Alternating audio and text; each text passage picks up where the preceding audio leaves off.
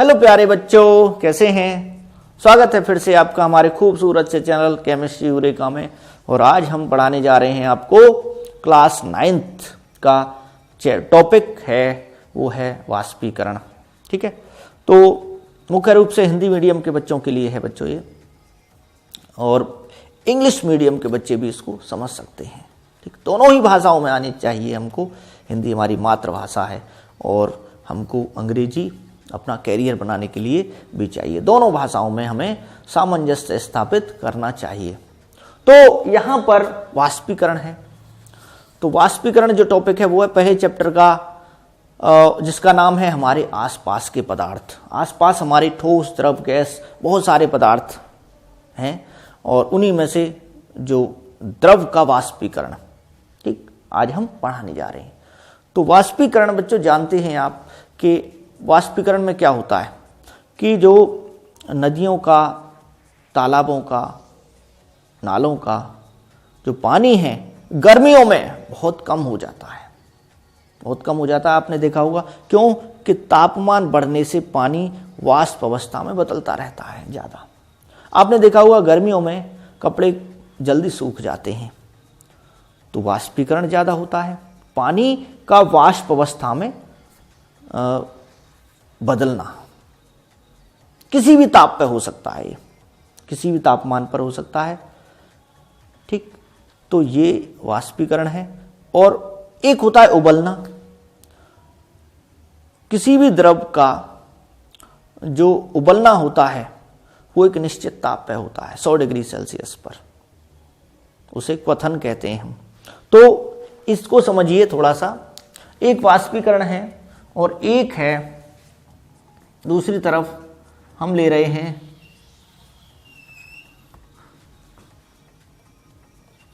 उबलना या क्वथन। क्वथन, और इसको बोलते हैं हम बॉयलिंग। बॉयलिंग कहते हैं। बॉयलिंग माने उबलना। तो ये निश्चित ताप पे होता है। ये किस पे होता है बच्चों? निश्चित ताप पे। जैसे वाटर का, जल का, ठीक, तो यह निश्चित ताप पर होता है। निश्चित ताप पर होता है। निश्चित ताप, और उस ताप को क्या कहते हैं? क्वथनांक। ठीक, समझ में आ गया? समझ में आ गया। ये देखिए, जिस ताप पर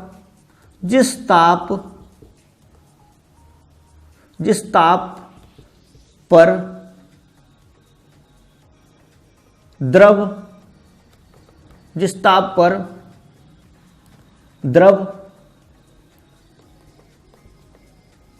उबलता है उसे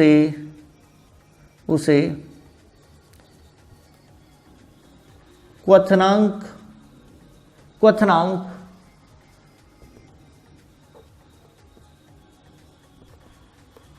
कहते हैं। उबलता है, उबलने को कहते हैं बॉइलिंग। बॉइल्ड होता है। उबलने को क्या कहते हैं? Boil, BOIL, boil. ठीक, क्वथनांक कहते हैं। और जल का क्वथनांक क्या है बच्चों? जल का क्वथनांक को बोलते हैं बॉइलिंग टेम्परेचर, जिस पे वो उबलता है। तो बॉइलिंग टेम्परेचर क्या है? बॉइलिंग टेम्परेचर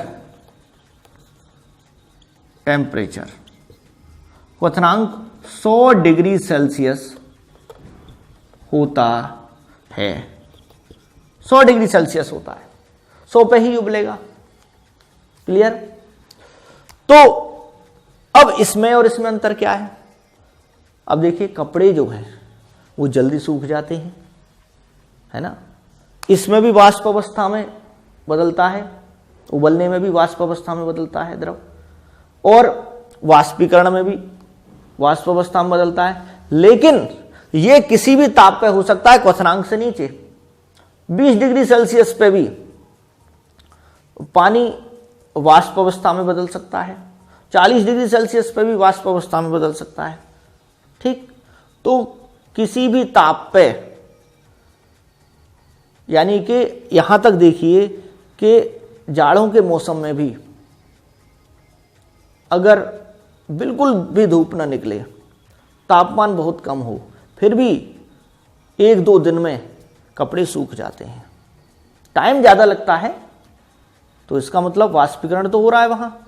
तो वहाँ क्या 100 डिग्री सेल्सियस टेम्परेचर पहुँच गया? नहीं, यानी 100 से कम पर भी 40 डिग्री सेल्सियस होता है, 42 डिग्री सेल्सियस होता है गर्मियों में तापमान, उसी पे भी वाष्प अवस्था में बन के उड़ने लगता है पानी। तो क्या हुआ? तो वाष्पीकरण यह क्या होता है?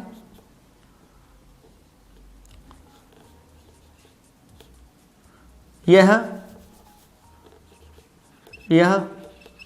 क्वथनांक से नीचे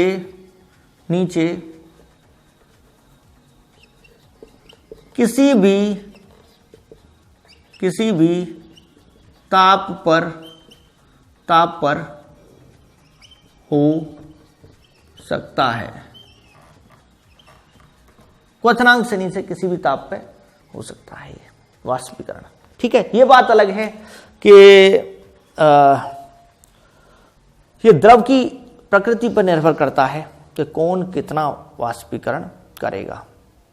ठीक, किसी का वाष्पीकरण, जैसे एथेनॉल है, एथेनॉल का वाष्पीकरण ज़्यादा होता है, पानी का वाष्पीकरण कम होता है। एथेनॉल की ना स्मेल देखने को मिल जाएगी। एथेनॉल को रख दो एल्कोहल को, इथाइल एल्कोहल को, तो उसकी स्मेल आएगी, बड़ा अच्छी स्मेल लगती है उसकी। ठीक, एथेनॉल की। तो वो क्यों स्मेल आ रही है? क्योंकि वो वेपराइज हो रहा है, वो वाष्प अवस्था में बदल रहा है ना। समझ में आ गया?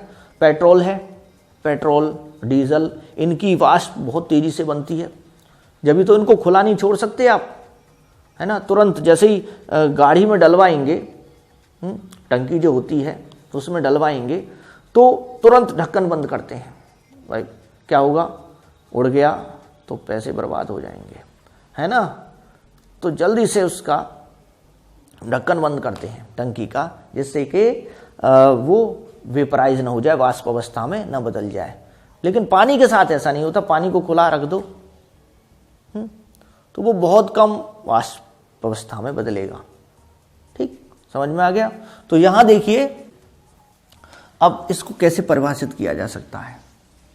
ठीक है, तो यह कह सकते हैं क्वथनांक से नीचे ताप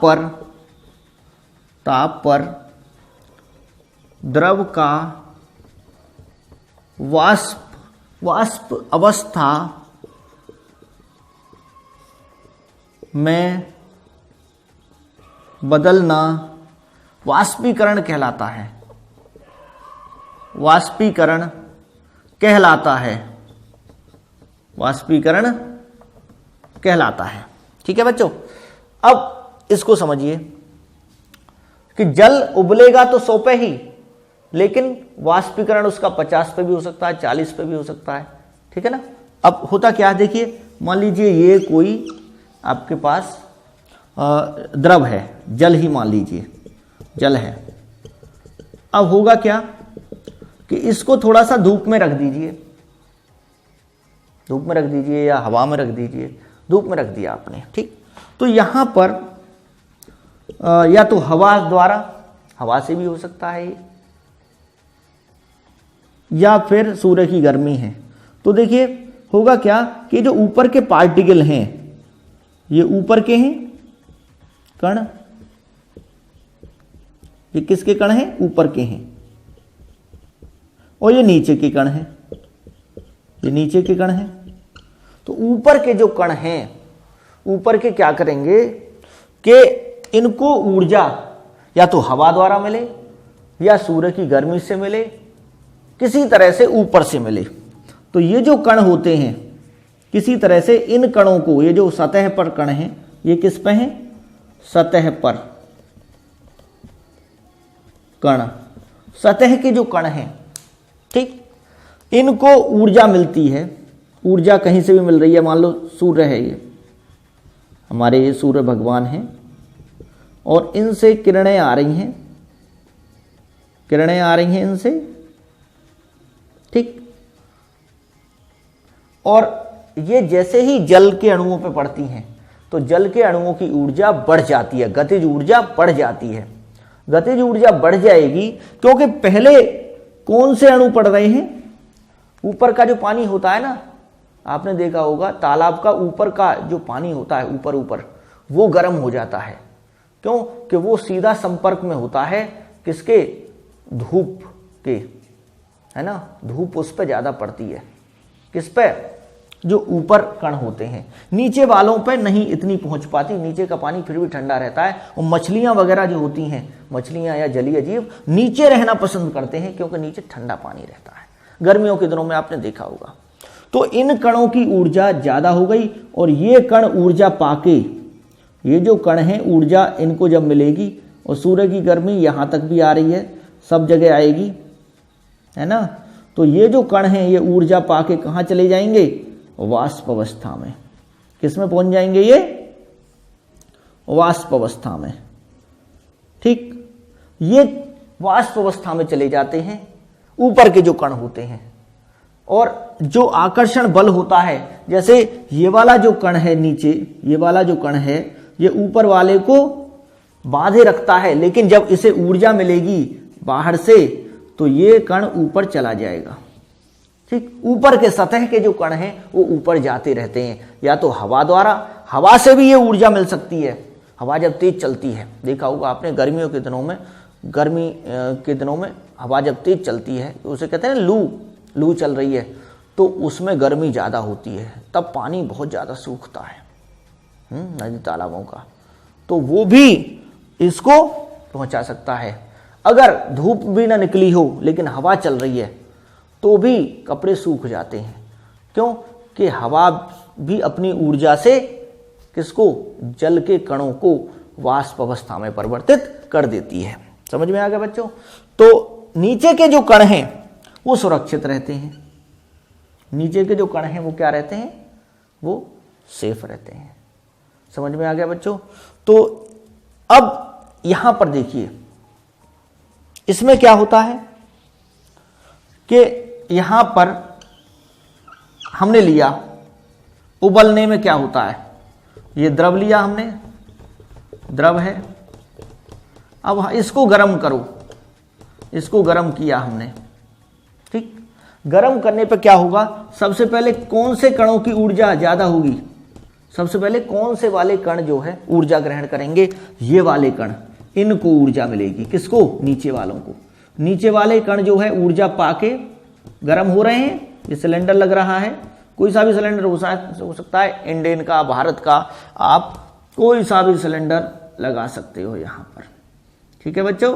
ये आपका सिलेंडर हो गया, तो ये रेगुलेटर हो गया, ठीक।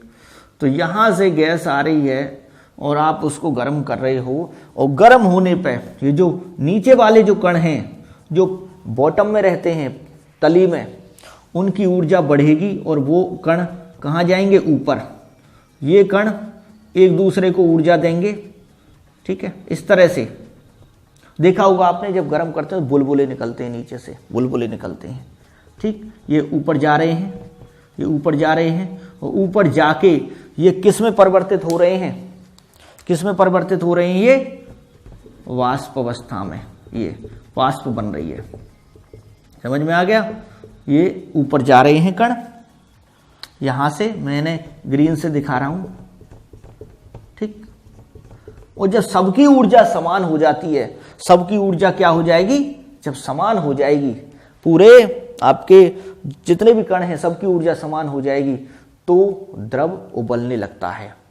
और वो ऐसा कब होगा, यानी ये जो इतनी वाष्प बनेगी, यहां पर इतनी वाष्प बनेगी कि जिसका दाब, इस वाष्प का जो दाब है वो वायुमंडल दाब के बराबर हो जाता है, एक वायुमंडल दाब के बराबर हो जाता है, ठीक। तो उस पर उबलने लगता है। अब ऐसा कब होगा, ऐसा कब होगा, ऐसा होता है जल के केस में। जल अगर हम ले रहे हैं, केवल जल, द्रव हमारा क्या है, जल, तो वो 100 डिग्री सेल्सियस पे उबलता है। ठीक, यानी सबकी जो ऊर्जा समान होगी और वो उबलेगा, वो कितने पे उबलना शुरू होगा, 100 डिग्री सेल्सियस पे उबलना शुरू होगा। ठीक, वाष्प तो बनती रहेगी, लेकिन इस वाष्प का वाष्प दाब एक वायुमंडल दाब के बराबर होना चाहिए, तभी तो ये क्या होगा। और एक इस वाष्प का वाष्प दाब एक वायुमंडल दाब के बराबर कब होता है, 100 डिग्री सेल्सियस पे, तो 100 पे ही तो उबलेगा, 100 पे ही तो उबलेगा ये। यहां पे आपको ज्यादा गर्म करना पड़ेगा, यहां नीचे से कण जाते हैं, नीचे से, तली से, जबकि यहां जो सतह पर जो कण होते हैं वो वाष्प अवस्था में बदलते रहते हैं, उनकी ऊर्जा बराबर हो जाती है, यानी उनकी गतिज ऊर्जा बढ़ जाती है, और इतनी गतिज ऊर्जा बढ़ जाएगी कि वो जो बाकी जो अणु हैं उनको छोड़ छोड़ के वाष्प अवस्था में चले जाएंगे। कहते हैं ना, जब पैसा हो जाता है आदमी पे, है ना, इतना पैसा हो जाता है तो वो क्या करता है, फिर कभी कभी घर को छोड़ देता है, हाँ, बहुत सारे लोगों को छोड़ देता है, अपने सगे संबंधियों को भूल जाता है, जो सारे बंधन होते हैं उन्हें तोड़ देता है, कहता है तो मैं सेल्फ डिपेंडेंट हूं, मुझे किसी की जरूरत नहीं है। कभी कभी आदमी अहंकार में आ जाता है। ठीक, क्योंकि उसकी गतिज ऊर्जा, अगर हम इसके केस में कहें गतिज ऊर्जा बढ़ गई, ऐसा आ गया, ऊर्जा आई बाहर से, हाँ, तो वो फिर चला गया छोड़ के। समझ में आ गया? ये देखा भी होगा आपने अक्सर, बहुत से लोग ऐसे धड़ाम भी करते हैं, जब अपनों की जरूरत पड़ती है तो फिर आते हैं पास में। तो यहां पे उसी चीज को समझिए आप, जब इनकी ऊर्जा ज्यादा बढ़ जाएगी तो ये वाष्प अवस्था में चले जाएंगे, अकेले सारे बंधनों को तोड़ के। और वाष्प अवस्था का मतलब है कि अणुओं का दूर दूर होना।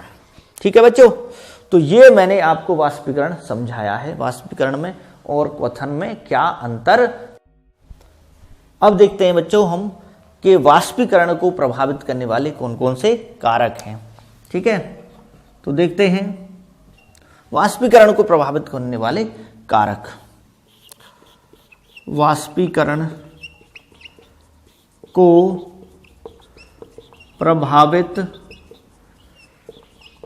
करने वाले कारक कौन कौन से होते हैं वाष्पीकरण को। अब देखिए, एक तो है आपका, पहला है तापमान, पहला है ताप का प्रभाव, effect of temperature, effect of temperature. ठीक है, मैं इससे लिखे देता हूं, दिखाई दे रहा होगा, इफेक्ट ऑफ टेम्परेचर, ताप का प्रभाव। ठीक, ताप ज्यादा होता है, देखा होगा बरसात के मौसम में या फिर जाड़ों में तापमान कम रहता है तो वाष्पीकरण कम होता है। ठीक, कपड़े देर से सूखते हैं, लेकिन गर्मियों में तापमान ज़्यादा होता है, तापमान गर्मियों में ज़्यादा होगा तो 40 डिग्री सेल्सियस 42 डिग्री सेल्सियस, तो वाष्पीकरण ज़्यादा होता है। तो क्या कहेंगे हम इसको कि ताप बढ़ने से वाष्पीकरण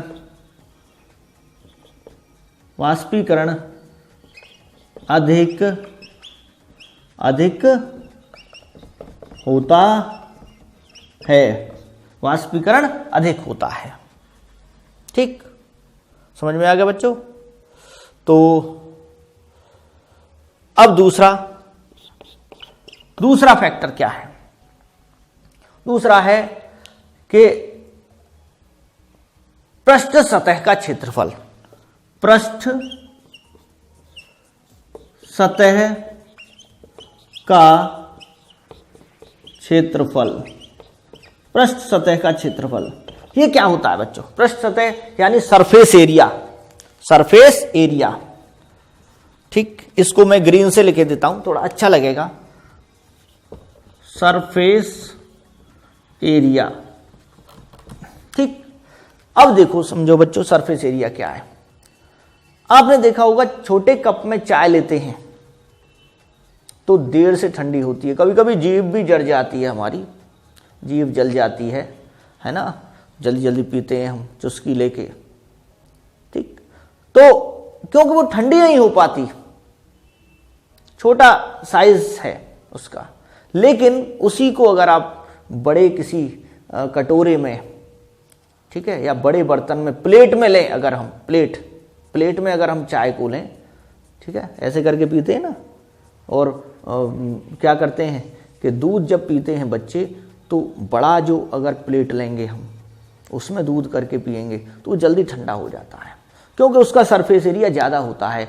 और वाष्प जब बनेगी, जितना ज़्यादा सरफेस एरिया होगा, जितना ज़्यादा पृष्ठ क्षेत्रफल होगा, उतना ज़्यादा वाष्प बनेगी। और वाष्प अपने साथ गर्मी को भी ले जाती है, हीट को भी ले जाती है, ऊष्मा को ले जाएगी। तो क्या होगा कि जल्दी ठंडी हो जाएगी। इसीलिए कपड़ों को सुखाते समय उनको फैला दिया जाता है, इकट्ठे नहीं रखा जाता। इकट्ठे रख देंगे ऐसे ही, फैला दिया जाएगा तो उनका पृष्ठ क्षेत्रफल बढ़ जाएगा तो क्या होगा कि वाष्पीकरण ज़्यादा होगा, कपड़े जल्दी जल्दी सूख जाएंगे। ठीक है बच्चों, तो जितना बड़ा सरफेस एरिया होगा उतना ज़्यादा वाष्पीकरण होगा। तो इसको लिखेंगे हम कि पृष्ठ क्षेत्रफल बढ़ने से, पृष्ठ क्षेत्रफल बढ़ने से, और इसको और क्लियर लिख देता हूं, बढ़ने से, ठीक है, बढ़ने से वाष्पीकरण अधिक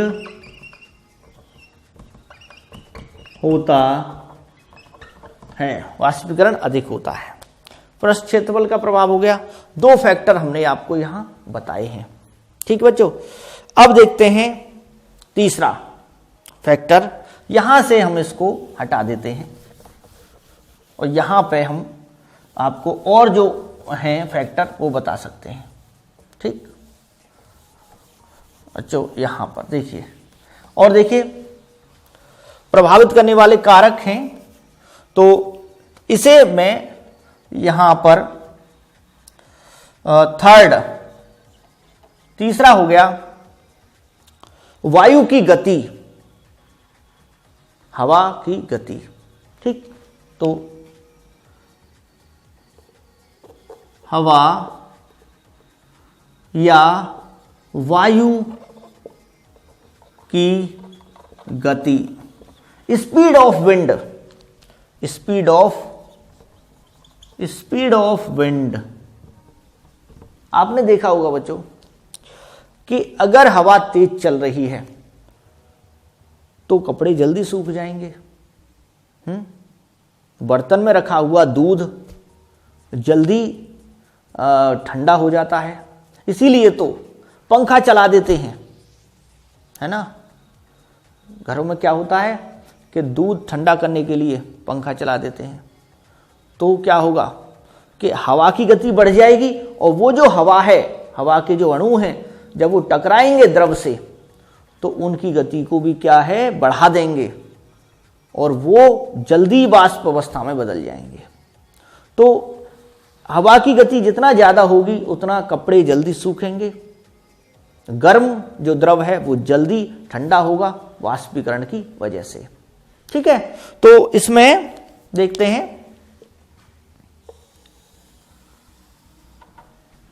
कि वायु की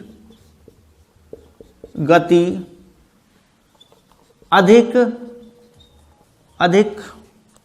वायु की गति अधिक होने से वाष्पीकरण अधिक होता है, अधिक होता है। ठीक है बच्चों, अधिक होता है। अब देखिए चौथा पॉइंट क्या है, स्पीड ऑफ विंड के बाद नेक्स्ट है कि हवा जो है वो कैसी है, आर्द्रता, ठीक, हवा शुष्क है या हवा में नमी है, ठीक। तो देखिए आर्द्रता का प्रभाव, आर्द्रता का प्रभाव, आर्द्रता का प्रभाव, मॉइस्चर, इफेक्ट ऑफ मॉइस्चर, ठीक है। इसको यहां लिख देता हूं मैं, इफेक्ट ऑफ मॉइस्चर, मॉइस्चर। देखो आर्द्रता होती क्या है बच्चों, जो भी हवा में जल वाष्प की मात्रा उपस्थित होती है उसे क्या कहते हैं, आर्द्रता, ठीक है। तो इसे लिख सकते हैं कि वायु में उपस्थित जल वाष्प की मात्रा आर्द्रता कहलाती है, ठीक। अब देखो जितना ज्यादा जलवाष्प कब उपस्थित रहती है ज्यादा, बरसात के दिनों में, बारिश के दिनों में या जाड़ों में, ठंड में, ठीक। तो जलवाष्प अधिक होती है, बारिश होती रहती है तो वायु में जलवाष्प रहती है। और जब पहले से ही जलवाष्प है मौजूद किसमें, हवा में, तो क्या ऐसी हवा वाष्पीकरण में कोई मदद करेगी, नहीं ना, समझ में आ गया। तो वाष्पीकरण कम हो जाएगा। और गर्मियों के दिनों में वायु में जलवाष्प कम होती है, शुष्क होती है हवा, तो कपड़े जल्दी सूखते हैं। बरसात के दिनों में नहीं सूखते आराम से, क्योंकि पहले से ही हवा में जब पहले से ही पानी की मात्रा होगी, जलवाष्प होगी, तो क्या वो और वाष्प को लेने में समर्थ होगी, क्या नहीं, है ना। कपड़े जो सूख रहे हैं उनसे भी जलवाष्प निकलना चाहती है, लेकिन हवा में पहले से ही क्या है, जलवाष्प है। तो क्या वो पहले से जो मौजूद है जलवाष्प, क्या वो और जलवाष्प को ले सकती है, नहीं, समझ में आ गया। तो इसलिए कपड़े नहीं सूख पाते, ठीक है बच्चों। तो ये समझिए कि आर्द्रता बढ़ने से वाष्पीकरण कम होगा। देखा भी होगा आपने कि बारिश के दिनों में हमको पसीना आता रहता है, ठीक। और कूलर भी अगर चलाते हैं हम तो वो वाष्प बन के उड़ता नहीं है, समझ में आ गया। तो क्योंकि, और हाँ, अगर गर्मियों के दिन होते हैं तो जो स्वेट है, जो पसीना है, वो अपने आप वाष्प अवस्था में बन के उड़ता रहता है और हमें ठंडक फील होती है, शीतलता महसूस होती है हमें उस समय, जब हम गर्मियों के दिनों में जब हम पंखा चलाते हैं, जब हवा शुष्क होती है, तो क्या होता है, ठंडक फील होती है। लेकिन वही अगर बरसात के दिनों में अगर हम कूलर का प्रयोग करते हैं या पंखे का प्रयोग करते हैं तो शरीर चिपचिपा सा रहता है। क्यों कि हवा में मौजूद जो जलवाष्प है वो हमारे शरीर से उस जो पसीने को वाष्प अवस्था में बदलने नहीं देती है, ठीक, समझ में आ गया। तो इसी कारण से जो वाष्पीकरण है वो आर्द्रता बढ़ने से कम हो जाता है। जितना ज़्यादा नमी, जितना ज़्यादा मॉइस्चर उपस्थित होगा वायु में, उतना ज़्यादा वाष्पीकरण कम होगा, उतना ज़्यादा कम होगा, ठीक। नदी तालाबों का जल गर्मियों के दिनों में जब हवा शुष्क होती है तब वाष्प अवस्था में जल्दी वो चला जाता है, बदलता है। लेकिन बरसात के दिनों में जब आर्द्रता रहती है, मॉइस्चर रहती है वायु में, तो वाष्पीकरण कम होता है। ठीक है बच्चों, तो ये चीज समझ में आ गया होगा आपके। ये कुल जो हैं प्रभाव कितने को, 4 प्रभाव बताए हैं हमने आपको। ठीक, 4 हैं ये, और इसको हम ऐसे लिख सकते हैं क्रम से। अगर आप क्रम से लिखना चाहते हैं तो पहला, चलो मैंने ये मान लिया पहला, ये दूसरा हो गया, दूसरा, तीसरा हो गया ये, चौथा हो गया ये। ठीक, 4 प्रभाव वाष्पीकरण के हमने आपको बताए हैं। अब एक और है चीज कि इसका प्रभाव क्या पड़ता है, वाष्पीकरण का प्रभाव। ठीक, तो क्या इसका महत्व है हमारी डेली लाइफ में, दैनिक जीवन में, क्यों पढ़ रहे हैं हम, क्या महत्व है दैनिक जीवन में, उसको हम समझाएंगे। देखते रहिए। अब बच्चों, अब देखते हैं हम वाष्पीकरण का दैनिक जीवन में क्या महत्व है। ठीक है, वाष्पीकरण का दैनिक जीवन में महत्व, महत्व क्या है वाष्पीकरण का दैनिक जीवन में। ठीक है बच्चों, तो महत्व यह है इसका कि शीतलता उत्पन्न होती है इससे। वाष्पीकरण से क्या उत्पन्न होती है, शीतलता। वाष्पीकरण से शीतलता उत्पन्न होती है। शीतलता उत्पन्न होती है वाष्पीकरण से। ठीक है, शीतलता जैसे आपने देखा होगा कि शाम के समय है ना, जब गर्मियों में और गर्मी ज़्यादा रहती है, पूरे दिन बहुत ज़्यादा गर्मी रहती है, तो शाम को लोग है ना वो पानी छिड़कते हैं छतों पर, रास्तों पर, घर के बाहर, और फिर पानी छिड़क के वो पानी की बौछार करके और बैठ जाते हैं कुर्सी डाल के, है ना, पंचायत चलती है आराम से, फिर बातें होती हैं।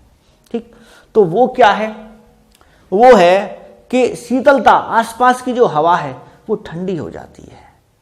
उस शीतलता कैसे उत्पन्न होती है, अब मान लीजिए आपकी छत ये है, ये छत है, ठीक है, छोटी सी छत बना रहा हूं मैं, छोटा सा आशियाना हमारा, ये छत है और ये गर्म है। अब इसमें पानी डाल दिया आपने, पानी डाल दिया, पानी की बौछार हो रही है, ये पानी आ रहा है। ठीक, समझ में आ गया। तो अब होगा क्या, ये जो पानी है, पानी की बूंदें हैं, जैसे ही यहां पे पहुंचेंगी छत पर, तो वो आसपास की जो हवा होगी, आसपास की हवा भी कैसी है, गर्म है, आसपास की हवा भी कैसी है, गर्म है। ठीक, यहां जो आसपास की हवा है ये क्या है, गर्म हवा। क्या है, गर्म हवा, गर्म हवा है। ठीक, गर्म हवा, और गर्म हवा गर्म हवा से जो ऊष्मा है वो पानी की तरफ जाएगी। गर्मी हमेशा ज्यादा गर्म से ठंडे की ओर चलती है, तो गर्म हवा से जो ऊष्मा है वो किधर जाएगी, जब गर्म हवा टकराएगी पानी से तो अपनी ऊष्मा को वो पानी को दे देगी। तो ये जो पानी है, ये जो पानी हमने छत पर छिड़का है, ये क्या करेगा, कुछ तो ऊष्मा किससे लेगा, छत से, और कुछ ऊष्मा लेगा वो आसपास की हवा से, आसपास की हवा से। तो जब, और वो खुद किस में परिवर्तित हो जाएगा, खुद बदल जाएगा वो वाष्प में। ठीक, तो समझिए, ये छत में पानी गिरा, इसने क्या लिया, आसपास की हवा से क्या ली, ऊष्मा ली, और ये खुद किस में बदल गया, ये वाष्प में बदल गया। ये क्या हो रहा था, छिड़काव हो रहा था, है ना, पानी डाला जा रहा था और ये पानी जो है वो किस में बदल गया, वाष्प में बदल गया। किसको लेकर, आसपास की हवा से गर्मी को लेकर, क्योंकि वाष्प में परिवर्तित होने के लिए ज्यादा ऊष्मा चाहिए, ठीक, ऊष्मा चाहिए। तो ऊष्मा को लेके, और ऊष्मा भी किसके बराबर, वाष्पन की गुप्त ऊष्मा, वाष्पन की गुप्त ऊष्मा के बराबर ऊष्मा लेकर वो किस में बदल जाता है, वाष्प अवस्था में, ठीक। तो जब बताइए, जब हवा से उसने ऊष्मा ले ली, हवा से उसने ऊष्मा खींच ली, तो आसपास की जो हवा है वो ठंडी हो जाएगी, नहीं होगी, जब भी तो ठंडक फील होती है ना। एसीटोन है, एसीटोन अगर मैं हथेली पर रख लूं एसीटोन, तो ठंडक फील होगी, हमें ठंडक फील होती है, ठीक। और ठंडक जब फील होगी, क्यों ठंडक फील हुई, क्योंकि एसीटोन हथेली से, हथेली जो शरीर की जो गर्मी है, हथेली से ऊष्मा लेकर और आसपास की जो हवा है उससे ऊष्मा लेकर वो किस में बदल जाता है, वाष्प अवस्था में। उसकी स्मेल भी आती है, एसीटोन की देखा होगा, स्मेल आती है, ठीक, स्मेल आती है एसीटोन की। तो क्योंकि वो वाष्प अवस्था में जल्दी बदलता है। तो जब ये बताइए, जब हथेली की गर्मी को उसने खींच लिया और आसपास की हवा को उसने, हवा की जो ऊष्मा है उसको उसने खींच लिया, यानी आसपास की जो हवा गर्म हवा है वो भी उसको ऊष्मा दे देती है, ठीक, अपनी ऊष्मा दे देती है, खुद ठंडी हो जाती है हवा, और वो एसीटोन उस ऊष्मा को पाके किसमें परिवर्तित हो जाता है, किसमें, वाष्प अवस्था में। तो हमें ठंडक फील होती है। समझ में आ गया बच्चों, ठीक है। इसी प्रकार से आप देखो, एसीटोन का उदाहरण बताया मैंने, और कूलर का देखिए, कूलर का, डेजर्ट कूलर जो होता है, तूफानी कूलर, बहुत तेज चलने वाला है, तो तूफान कूलर अगर हमने लगाया, घर में लगवाया, तो गर्मियों के दिनों में हम लगवाते हैं, तो उसमें पानी डालते हैं, और वो पानी अगर थोड़ा गर्म भी है ना, तो कुछ देर बाद देखना, कूलर चलने के बाद वो ठंडा होने लगता है। आपने अगर गर्म पानी भी डाल दिया है ना उसमें, तो वो भी ठंडा होने लगता है। उसका कारण क्या है कि जो पानी है, ठीक, वो अपनी ऊष्मा, जो खुद के अंदर जो ऊष्मा है उसका तो प्रयोग करेगा ही करेगा वाष्प अवस्था में बदलने के लिए। जो हवा चलती है ना, हवा तेजी से जो चलती है, और पाइपों के थ्रू जो पानी है, जो कूलर में जो घास लगी होती है उस पर डाला जाता है, तो वो पानी जो घास पे गिर रहा है, वो पानी आसपास की जो ऊष्मा होगी उस ऊष्मा को लेके, और खुद अपनी जो ऊष्मा है, अपनी जो खुद की ऊष्मा है, अगर गर्म पानी भी है तो अपनी जो खुद की ऊष्मा है उसको लेके और आसपास की हवा की गर्मी को लेके वो खुद किस में चेंज होता रहता है, खुद किस में परिवर्तित होता रहता है, वाष्प अवस्था में, ठीक। जिससे क्या होगा, जब कूलर कमरे की अंदर की गर्मी को खींच के पानी को दे देगा कि जा तू वाष्प अवस्था में परिवर्तित हो जा, तो क्या होगा, जब हवा जो थी कमरे की, है ना, वो क्या हो गई, ठंडी हो गई, उसने अपनी ऊष्मा दे दी पानी को परिवर्तित होने के लिए, तो क्या होगा कि हवा ठंडी जब हो गई तो हमें ठंडक फील होगी, ठीक। सब कुछ हवा का ही तो चक्कर है, हवा गर्म होगी तो हमें गर्मी फील होगी। हम बाहर निकलते हैं तो क्या होता है कि जब लू लगती है, लू के थपेड़े लगते हैं, गर्म हवा है तो हमें गर्मी फील होती है। अगर ठंडी ठंडी हवा चलेगी, हवा अगर ठंडी हो जाए, हवा अगर अपनी ऊष्मा को पानी को दे दे वाष्प अवस्था में बदलने के लिए, ठीक, तो हवा ठंडी हो गई तो हमें शीतलता महसूस होगी। इसी प्रकार से आजकल आपने देखे होंगे बहुत सारे ऐड चल रहे हैं, है ना, ऐड दिखाते हैं टीवी में, एडवर्टाइजमेंट, नवरत्न तेल लगाओ, ठंडा ठंडा कूल कूल फील होगा। तो वो क्या है, क्यों कूल कूल फील होता है?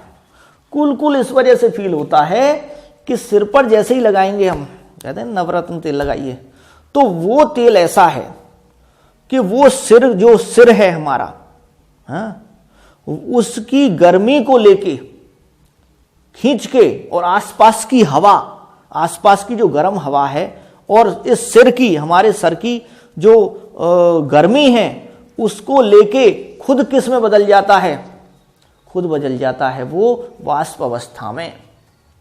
ठीक, तो जब इसकी गर्मी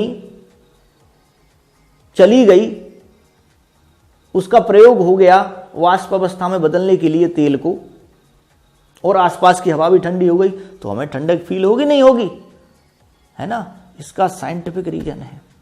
केमिस्ट्री से आज आपको समझ में आ गया होगा कि क्यों कूल कूल फील होता है ना। कभी कभी आपने देखा होगा परफ्यूम छिड़कते हैं, ऐसे परफ्यूम छिड़कते हैं, है ना, तो ठंडक सी फील होती है, एकदम बहुत अच्छा लग रहा है।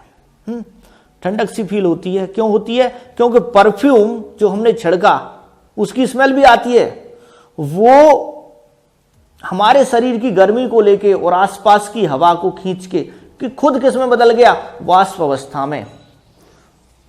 उसी वजह से हमको ठंडक महसूस होती है, पाउडर लगाने में ठंडक महसूस होती है।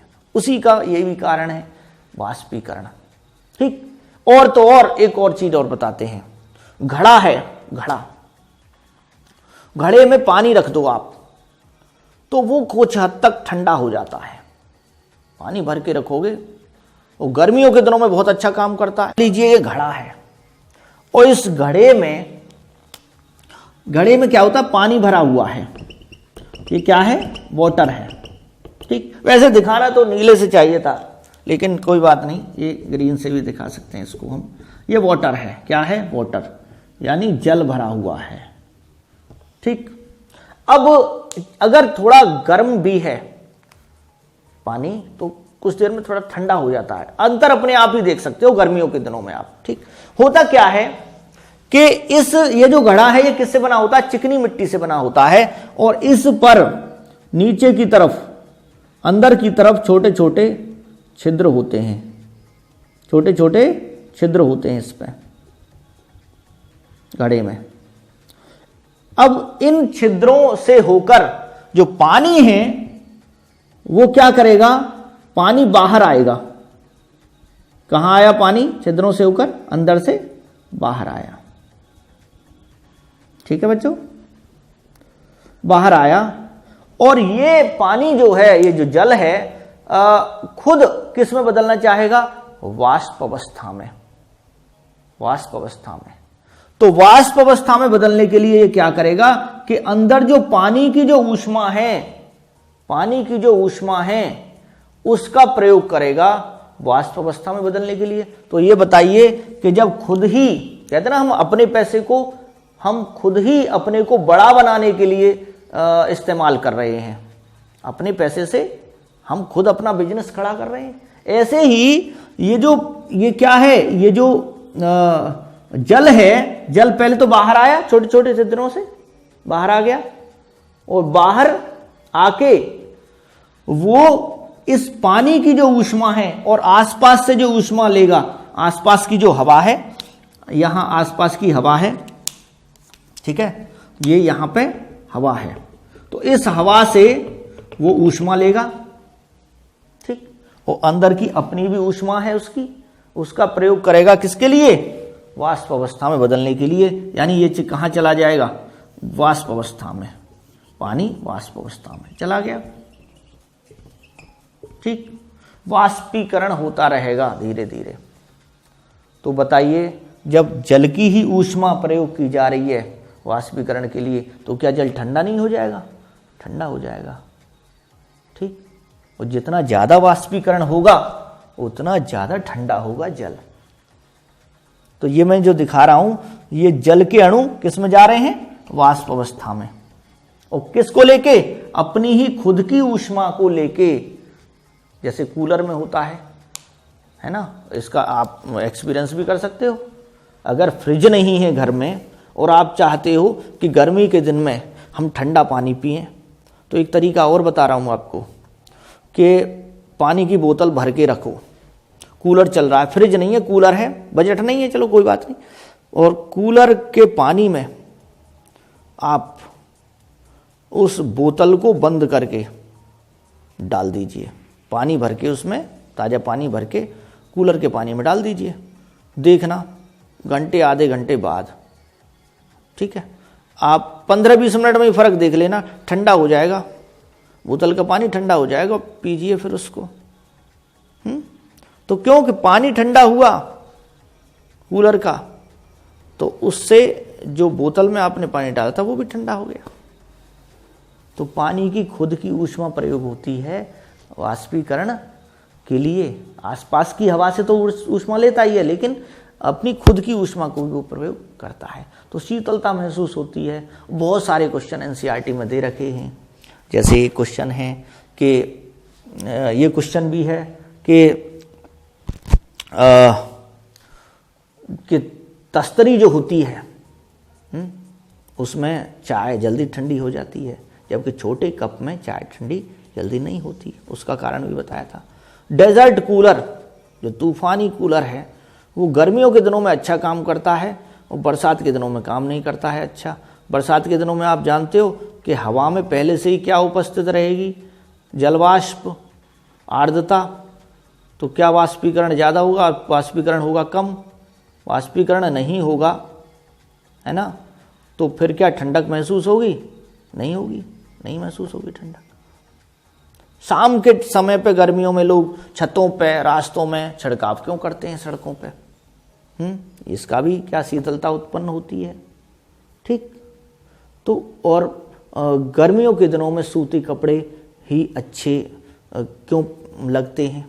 सूती कपड़े गर्मियों के दिनों में कॉटन क्लोथ्स हैं, कपास के बने हुए सूती कपड़े पहने जाते हैं। क्यों कि बनियान अगर हम पहनते हैं और किसकी, कॉटन से बनी हुई, तो वो जो जलवाष्प और जो पसीना है उसको शरीर से अच्छी तरह सोख लेती है, अच्छी अवशोषक हैं ये, और अब सोख के उसको क्या करेगी, सीधा वाष्प अवस्था में भेज देती है, बदल देती है, ठीक। समझ में आ गया। तो गर्मियों के दिनों में हमें ज़रूरत होती है कि जो हमारा स्वेट है, जो पसीना है, वो वाष्प अवस्था में बदल जाए, जिससे हमें ठंडक फील हो। इसलिए हम कॉटन क्लोथ्स पहनते हैं गर्मियों के दिनों में, सूती कपड़े। तो ऐसे बहुत सारे क्वेश्चन एनसीईआरटी में दे रखे हैं, सब का आंसर मैंने आपको बता दिया है और आपकी डेली लाइफ से काम आने वाला ये टॉपिक है, ठीक है बच्चों। तो इसको आप वीडियो को देखिए, लाइक कीजिए, शेयर कीजिए, ठीक। कैसा लगा वीडियो कमेंट कीजिए। फिर मिलते हैं आपसे नेक्स्ट वीडियो के साथ। इसी तरह से मजे से आप पढ़ते रहिए, ठीक है। जय हिंद, जय भारत।